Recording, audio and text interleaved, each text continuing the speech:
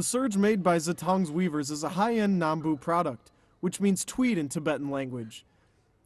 It earned its reputation for the soft texture, beautiful patterns, and long durability. In ancient times, garments worn by Zitong serge could be worn by aristocrats exclusively. Pasang, a 45-year-old serge weaver, is the national transmitter of the intangible cultural heritage. In the showroom of his workshop, CNC correspondents saw a variety of products made with Zitong serge, including Tibetan costumes, backpacks, and other souvenirs. Pasang told CNC proudly that all the products were handmade. Though a set of Tibetan costumes costs about $1,500 US, it is a commodity, and Pasang's workshop has received numerous orders. In the workshop, skillful weavers of various ages were sitting against the walls. They were doubling thread or weaving cloth by using traditional wooden tools. The procedures also include pattern design, rinsing, tinting, sizing, and drying. All of the people were working in a traditional way, and the plain wool became lustering in their hands. However, it was a different story before 2007, when Zitong serge was in danger of extinction.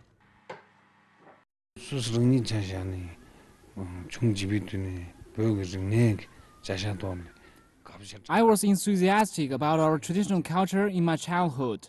Zitong serge has been very famous in Tibet, but it was once dying out.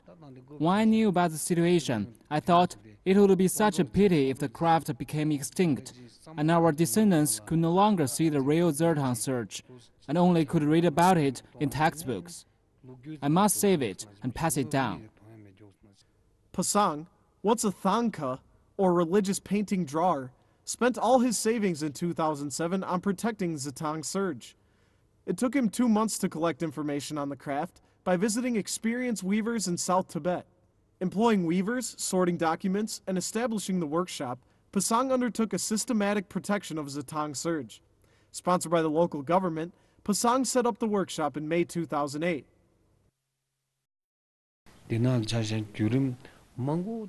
I came to realize how broad and profound the craft is by all the work seen these years.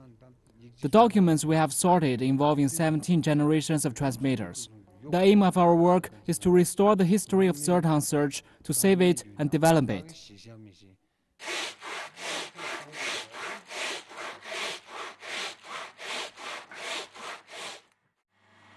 81-year-old Sonam Chaki learned weaving in her childhood to support the family, and gradually gave it up with age.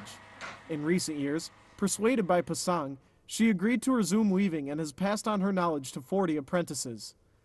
Pasang not only inherited Zitong serge, but also developed it. He infused his knowledge of thangka drawing into the design of serge patterns to cater to the demand of consumers. We've added a lot of new elements to the traditional techniques.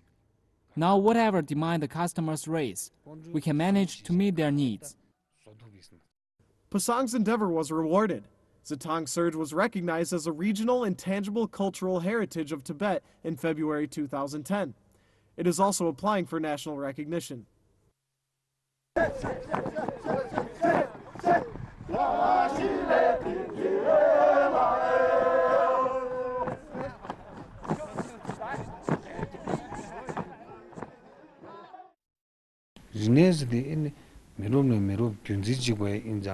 The culture needs to be handed down generation by generation. If it died out, I wouldn't be able to forgive myself. What I have done is not worth boasting of, but I feel proud to devote to the protection of my culture, however little my contribution is. More than 50 young native apprentices are currently studying in Pasang's workshop on thangka painting, serge weaving, as well as sales and marketing. All their tuition fees are waived, and free meals and accommodation are provided. Pasang hopes to attract more young people to protect and carry on the craft of Zitong serge, which has a history of tens of centuries.